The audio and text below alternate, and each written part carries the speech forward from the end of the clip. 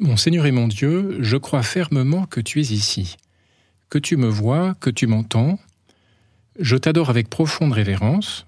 Je te demande le pardon de mes péchés et la grâce de faire avec profit ce moment de prière. Ma Mère Immaculée, Saint Joseph, mon Père et Seigneur, mon ange gardien, intercédez pour moi. Jésus se rendit dans le territoire de Tyr. Il était entré dans une maison et il ne voulait pas qu'on le sache. Mais il ne put rester inaperçu. Une femme entendit aussitôt parler de lui. Elle avait une petite fille possédée par un esprit impur. Elle vint se jeter à ses pieds. Cette femme était païenne, syrophénicienne de naissance, et elle lui demandait d'expulser le démon hors de sa fille.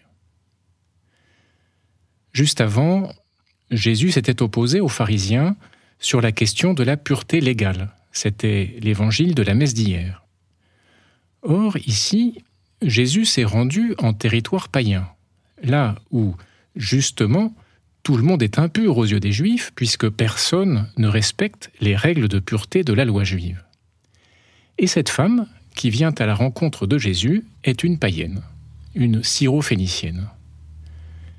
Pourtant, on voit qu'elle n'hésite pas à demander à Jésus la guérison de sa fille, une petite fille. Alors on est touché par la détresse de cette jeune maman. Et c'est pour ça que la réponse de Jésus nous plonge dans l'étonnement.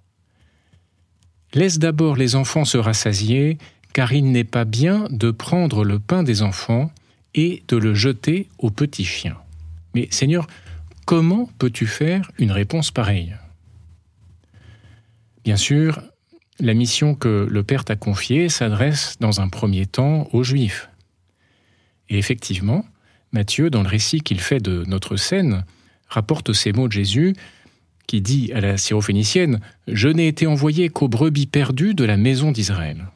C'est vrai, dans le projet divin, la première étape concernait le peuple d'Israël.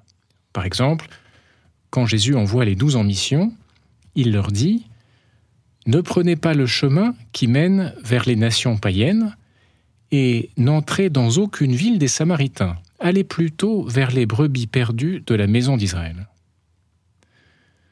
Alors saint Jérôme explique que ça ne veut pas dire qu'il n'a pas été envoyé pour les païens, mais qu'il a été envoyé d'abord pour Israël.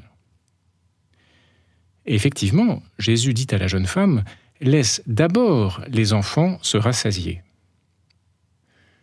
Alors heureusement, on le sait bien, ta mission, Seigneur, s'étend à toute l'humanité, pas seulement au peuple choisi.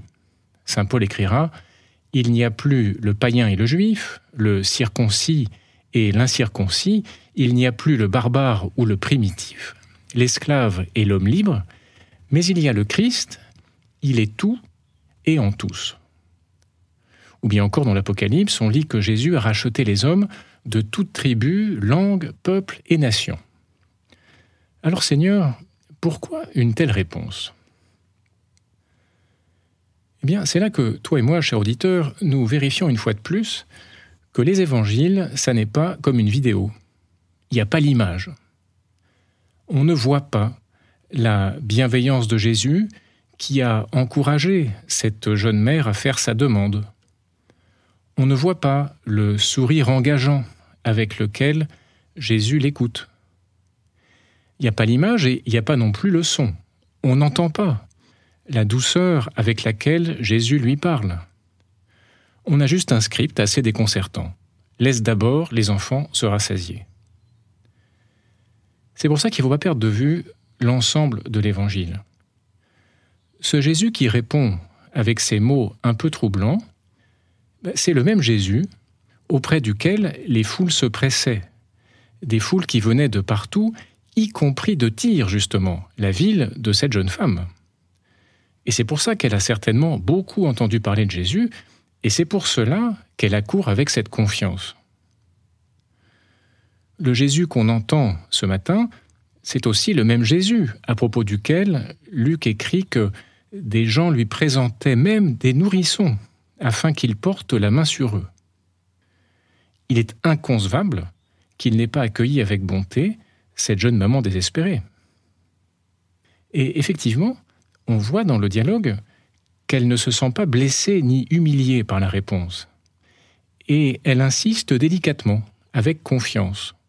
« Seigneur, les petits chiens sous la table mangent bien les miettes des petits enfants. » C'est-à-dire, il est possible, sans nuire aux enfants, de donner quelque chose aux petits chiens.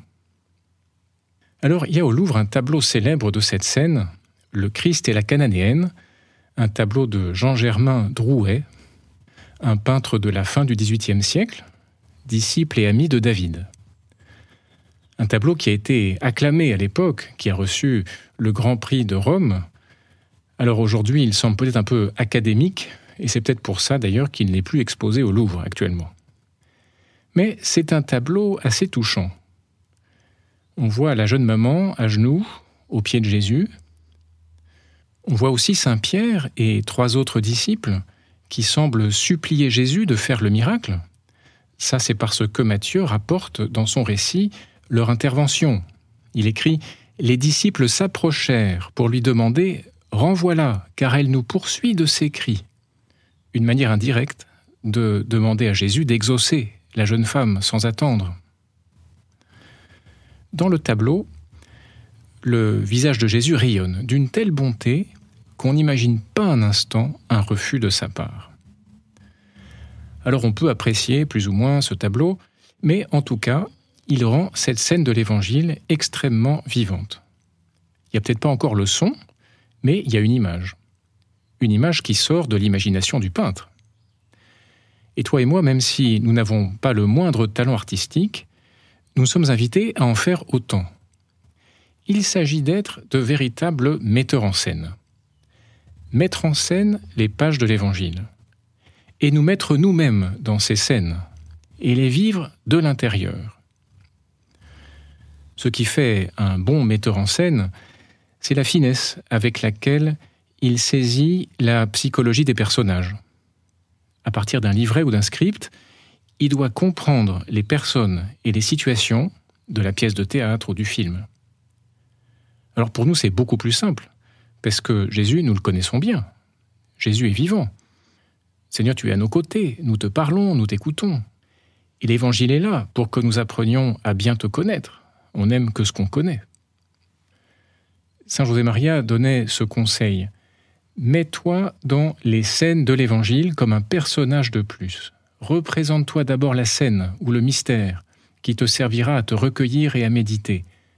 Ensuite, mets à contribution ton intelligence pour contempler un trait de la vie du Maître, son cœur attendri, son humilité, sa pureté, son accomplissement de la volonté du Père.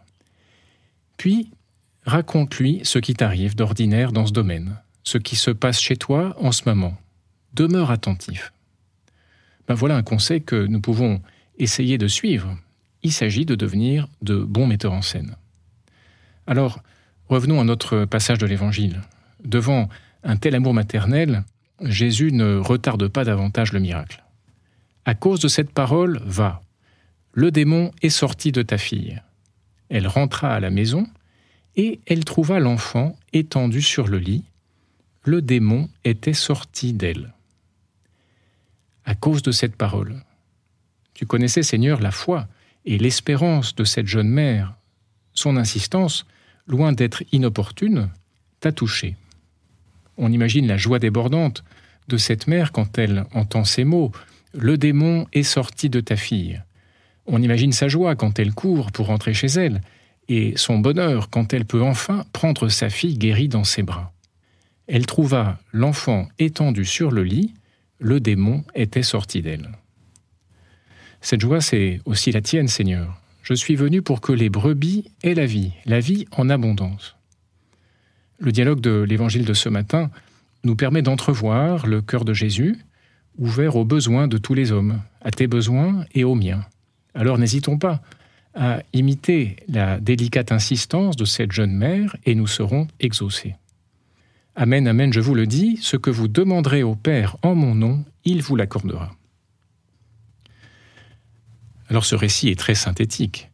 En bon metteur en scène, on peut très bien imaginer des détails supplémentaires. Par exemple, que la Vierge Marie était là, que c'est à elle que s'est adressée en premier la jeune mère, que c'est Marie qui, du regard, l'a encouragée à aller vers son fils et lui a communiqué cette confiance impressionnante, cette foi qui lui a permis d'obtenir le miracle. Je te remercie, mon Dieu, des bonnes résolutions, des actes d'amour et des inspirations que tu m'as communiquées dans cette méditation. Je te demande de m'aider à les mettre en pratique. Ma Mère Immaculée, Saint Joseph, mon Père et Seigneur, mon ange gardien, intercédez pour moi.